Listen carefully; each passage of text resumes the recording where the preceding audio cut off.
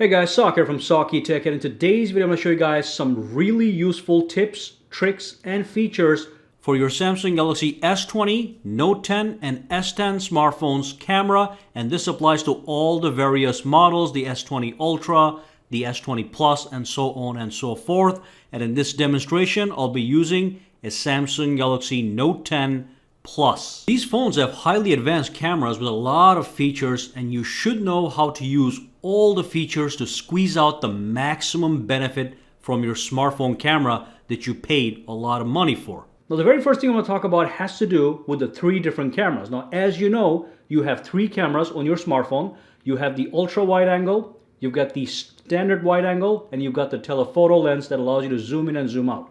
Now, when you swipe over to your video, you actually have access to all these three cameras, all right? So you can actually record in ultra wide, in standard, or in 2x optical, and even as you're recording, you can switch between the cameras. Right now I'm recording a movie, and I can tap on this one as I'm recording it, and it's going to actually zoom out, go to the standard angle, and then if I tap on this one, this gives me the wide angle. So this is great when you're recording. You can switch between all three lenses on the back of the device.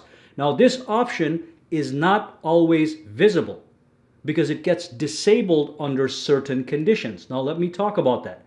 So when you go to the video, you want to go to the settings, all right?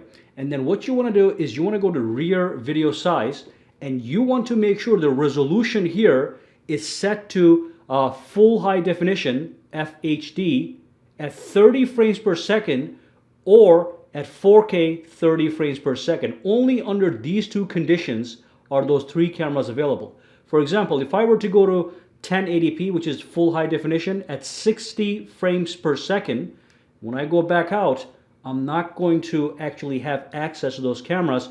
I only have access to the standard wide angle camera, the middle camera. So don't be confused if you lost these options. To enable them, you go to the settings, and you make sure that you pick the resolution for 30 frames per second, either 1080p or 4K. I don't think anybody uses HD anymore. Never use that. That's low quality. So do high definition or ultra high definition, all right? Again, if I go to 4K at 30 frames per second, that option is going to be enabled because we are at 30 frames per second.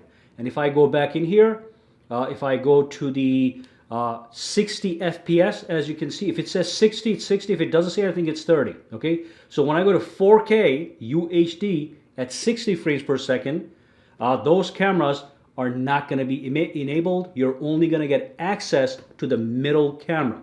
So make sure you're aware of these things as you're thinking of recording your video. Do you want to record a video in which you can switch between cameras, or do you want the 60 frames per second? And no matter what you guys do, make sure the video stabilization is always enabled. Now, right now, it is grayed out, and you need to be aware of this. When you're recording at 4K at 60 frames per second, which is the highest quality video, the video stabilization is in fact disabled. So you're not getting your super smooth stabilized video. But again, if I go to the let's go over here to 4K, and if I go back here, now the video stabilization button is enabled. You can disable or enable it. Make sure this is always enabled by default, all right?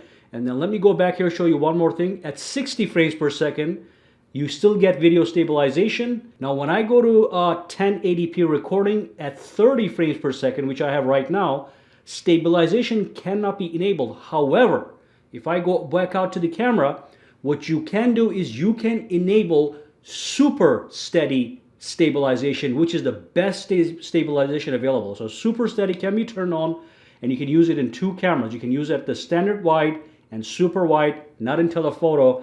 But when you record a video in this mode, it's just going to be super stabilized. But the only problem is you can only do this in 1080p at 30 frames per second. Alrighty. If I go to the settings, and if I tap on the rear video size, if I were to go to 4K, I cannot use super steady. As a matter of fact, if I try to enable it, right now it switches back to 1080p in the background, and you did not realize it. If I go to the settings, you'll see that rear video size is 1080p. So I know that's a little hard to digest, all these different options. When you enable something, something else gets disabled, but you want to know exactly how to use these things so you get the perfect video when you're recording using this phone. It's a very expensive phone. The camera is supreme, but you gotta know how to use it properly, okay? So remember, when you switch between different video sizes, certain options get disabled, all right? Super steady stabilization is only available in 1080p at 30 frames per second, which is gonna be this one right here. All right, let's move on to the next tactic. And just in case you're brand new, the top is 4K at 60. The second one is 4K at 30 frames per second. Full high definition, which is 1080p at 60. And then this is full high definition, 1080p at 30 frames per second. The higher up you are, the better the quality of the video. The lower up you are, it's going to be lesser resolution, but then you get extra options enabled, such as the stabilization options. All right, now the other thing that I want you guys to be aware of is if I go back to the camera, let's say you're taking a photo and the shutter button is right here. Now you know that you can take a photo by tapping the volume button. That's also a shutter button, but also you can take this button and you can put it anywhere you want on the screen, okay? And then you can put it anywhere that you want, and if you tap on it, it takes a photo, just like this one and just like this one. You have 3 shutter buttons. It just makes it more convenient for you guys to take photos if you put this exactly where you want it to go. When you're done with it, you just put it back where it belongs, all right? So all you do is you just grab it and move it, okay? Don't press and hold, just grab and move. When you're done, you grab it, put it back where it belongs. Now, one more thing a lot of people are not aware of is something very amazing, actually. When you go into your settings, and remember, this feature I'm about to show you is only gonna work with 30 frames per second. So you can have 1080p or 4K at 30 frames per second. In this case, it is 1080p at 30.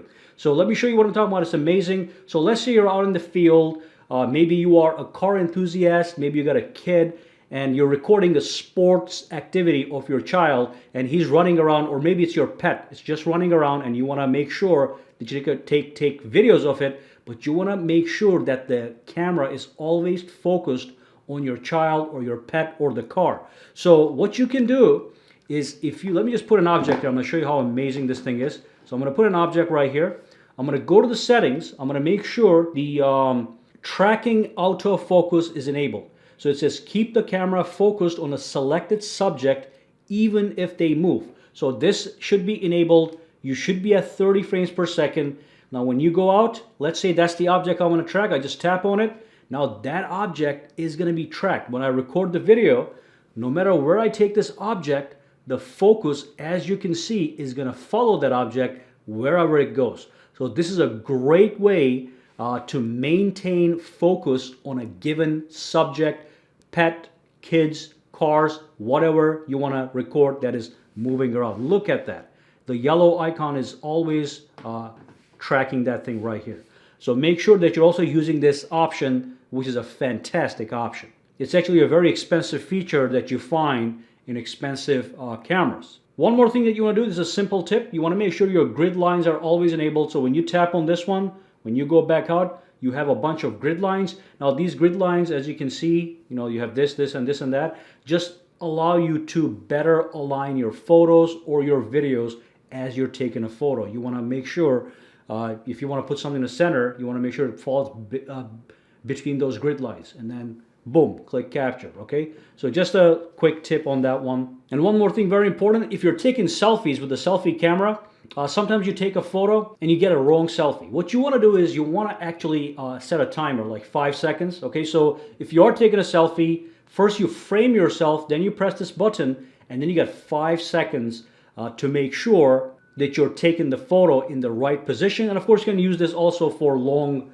shots on the rear, okay? So if you're taking a group photo, you can use this as well. That's fantastic. Now let me go to the settings. I'm going to show you one more thing. All the way at the bottom, you can disable the shutter sound. So when you do take a photo, if you are trying to take a photo in a quiet environment, but you don't want everybody to hear the shutter sound, now it's going to be completely quiet, okay? So every time you take a photo, it's not going to make that sound. So let me just turn that off.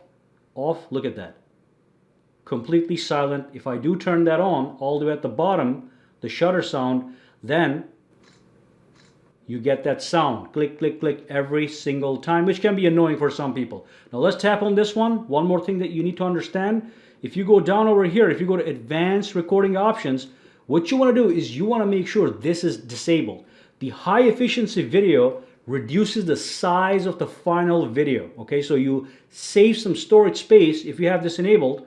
However, you also lose compatibility. So let's say you record a video with the high efficiency mode, then you try to transfer that video to your computer and edit that on a piece of software. It may not be compatible. So make sure you have this disabled if you transfer your videos from the phone to a PC for later editing. If you're not into editing videos on a PC, you can enable this and actually save a lot of space, okay? Because this is going to compress the video size.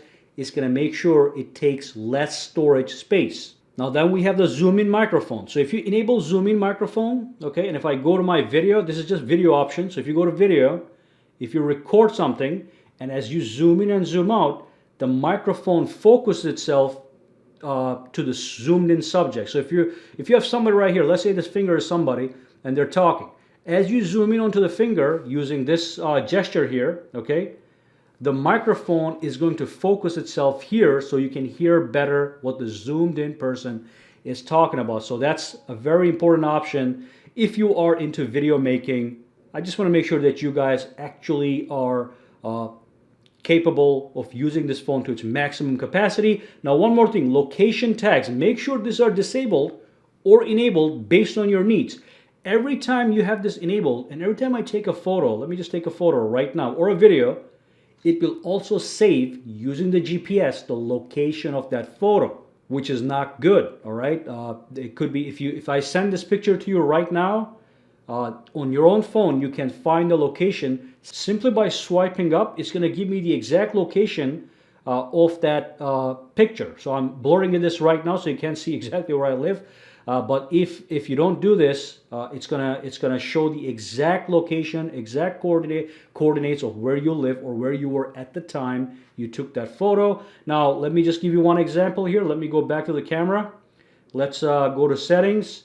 Let's go to the location stuff right here. Location, disable that. Now if I take a photo, if I go into the gallery, if I swipe up, it doesn't give me a location. It tells me the date, tells me the camera settings when the photo was taken, but it does not give me the location. Okay, but this is another tactic, by the way. You swipe up to see more details about any photo.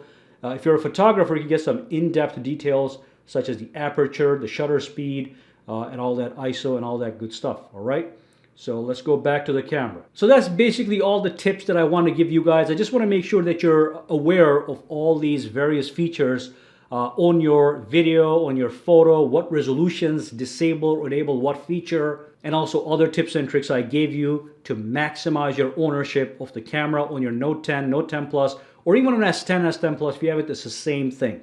All right, so if you do have any questions, comments, or concerns, drop them down below and let me know. And for now, guys, have a fantastic day, all right?